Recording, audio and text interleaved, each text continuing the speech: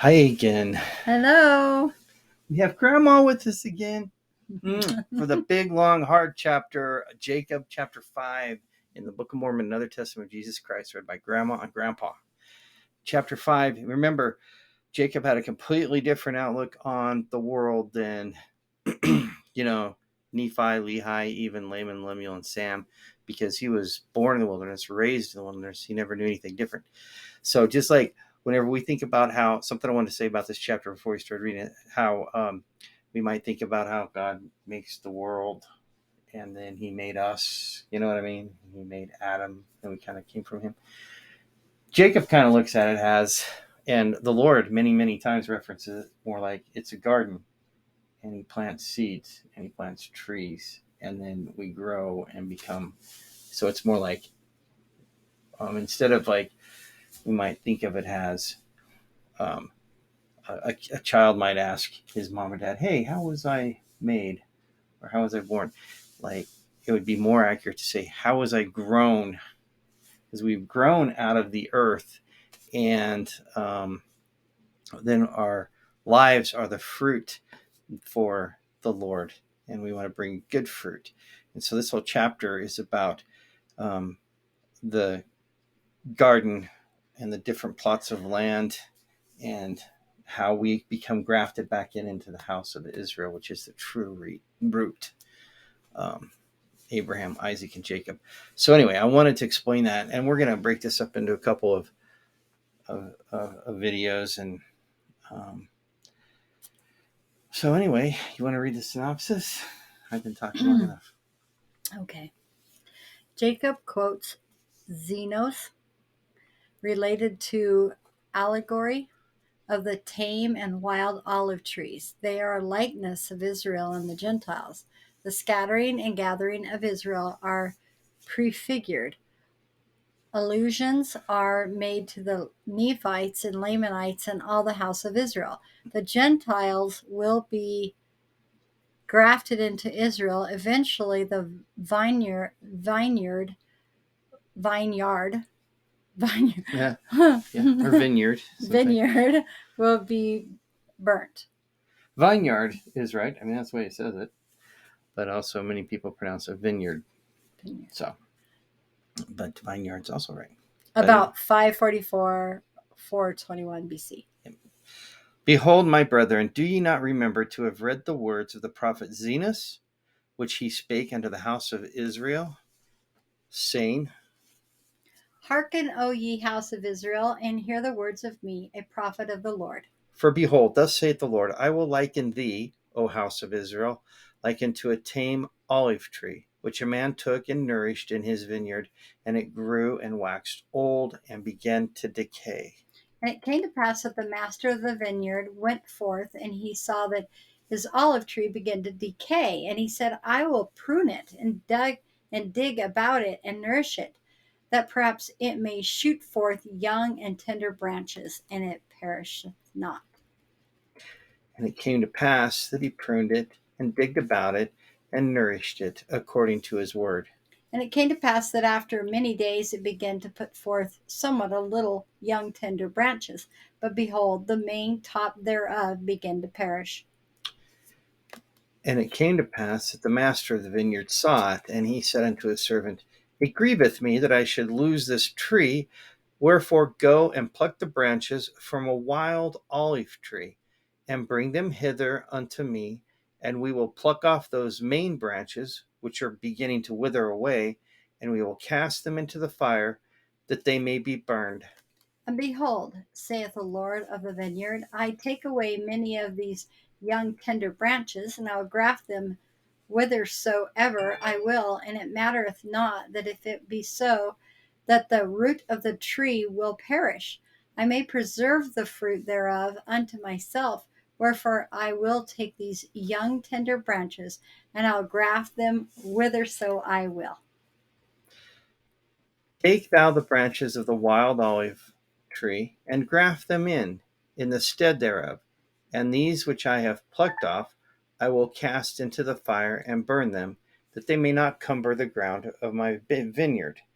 So the tree, he nourished it and dug it and tried to save it, and some young tender branches came out, and the top of it's still dying. So he chopped off the part that was still dying, grafted in branches from a wild olive tree, and then he cut some of the young tender branches, and he went and grafted them in and planted them in somewhere else. 10. And it came to pass that the servant of the Lord of the vineyard did according to the word of the Lord of the vineyard, and grafted in the branches of the wild olive tree.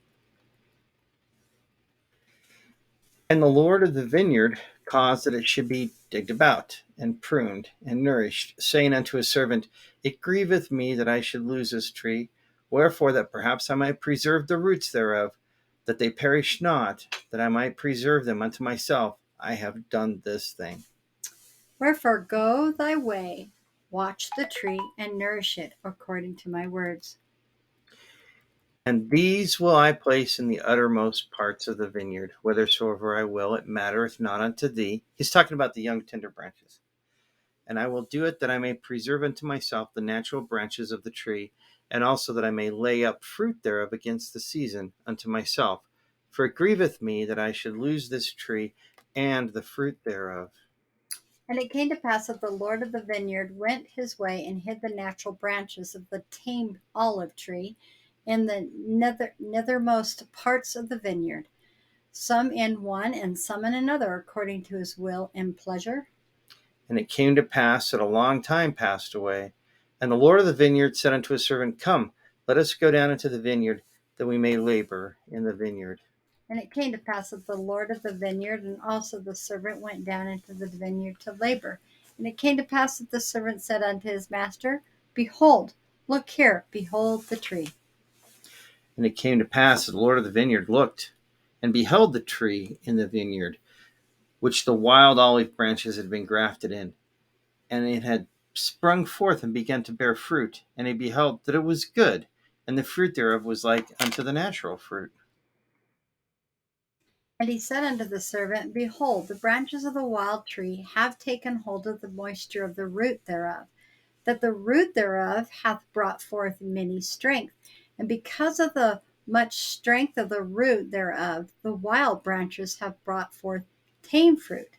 Now, if we had not grafted in these branches, the tree thereof would have perished. And now, behold, I say, lay up much fruit, which the tree thereof hath brought forth, and the fruit thereof I shall lay up against the season unto my own self. And it came to pass that the Lord of the vineyard said unto the servant, Come, let us go to the nethermost part of the vineyard. And behold, if the natural branches of the tree have not brought forth much fruit also, that I may lay up of the fruit thereof against the season unto my own self. And it came to pass that they went forth whither the master had hid the natural branches of the tree. And he said unto the servant, Behold these. And he beheld the first, that it had brought forth much fruit. And he beheld also that it was good. And he said unto the servant, Take of the fruit tree, I'm sorry, take of the fruit thereof, and lay it up against the season, that I may preserve it unto mine own self. For behold, said he, this long time have I nourished it, and it hath brought forth much fruit.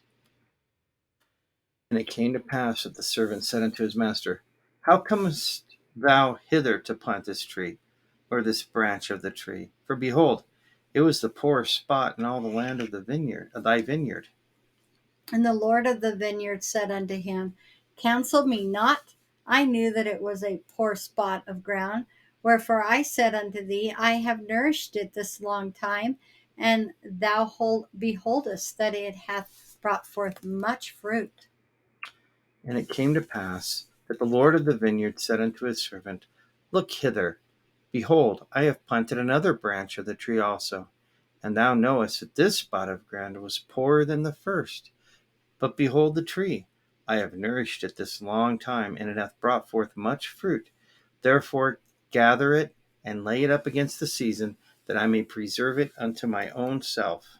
And it came to pass that the Lord of the vineyard said again unto his servant, Look hither, and behold another branch, also which I have planted. Behold, that I have nourished it also, and it hath brought forth fruit. And he said unto the servant, Look hither, and behold the last. Behold, this have I planted in a good spot of ground, and I have nourished it this long time. And only a part of the tree hath brought forth tame fruit, and the other part of the tree hath brought forth wild fruit. Behold, I have nourished this tree like unto the others. This may represent the Nephites and the Lamanites, where the Nephites were good time, then there was also the wild Lamanite side.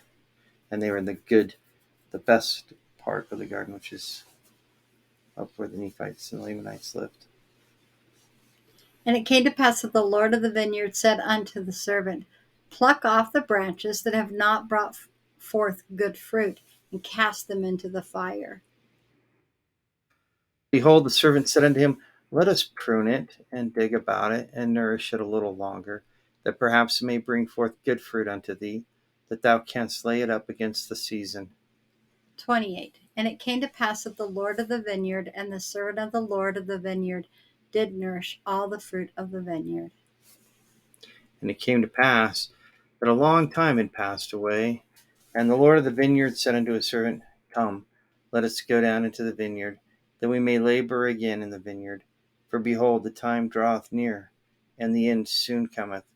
Wherefore I must lay up fruit against the season unto mine own self. And it came to pass that the Lord of the vineyard and the servant went down into the vineyard, and they came to the tree whose natural branches had been broken off, and the wild branches had been grafted in, and behold, all sorts of fruit did cumber the tree. And it came to pass that the Lord of the vineyard did taste of the fruit, every sort according to its number. And the Lord of the vineyard said, Behold, this long time have we nourished this tree, and I have laid up unto myself against the season much fruit. But behold, this time it hath brought forth much fruit, and there is none of that which is good. And behold, there are all kinds of bad fruit, and it profiteth me nothing, notwithstanding all our labor. And now it grieveth me that I should lose this tree. This tree, I think, represents the original tree out of Israel, the tree of out of Jerusalem, Judah, and the wild after Christ had come and the church they had taken. Remember, they had some young tender branches, and then they'd also cut off the old dying part, which would represent the old Jewish church, and they'd grafted in the wild branches, which represents like the Gentiles and other countries that started worshiping God. They became Christians, that like Paul had gone out and proselyted to the.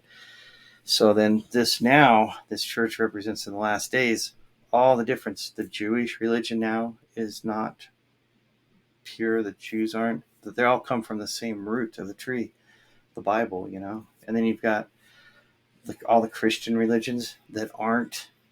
None of them were. They were all close to him to his lips, but their hearts were far from them. None of them were the true church. None of them were producing good fruit because they didn't have all the doctrine of the gospel of Jesus Christ. And so I think that's what that tree represents. 33. And the Lord of the vineyard said unto the servant, What shall we do unto the tree, that I may preserve again good fruit thereof unto mine own self?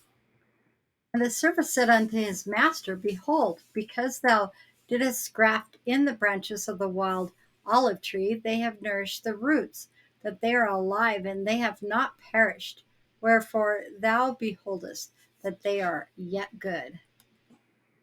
And it came to pass that the Lord of the vineyard said unto his servant, The tree profiteth me nothing, and the roots thereof profiteth me nothing, so long as it shall bring forth evil fruit.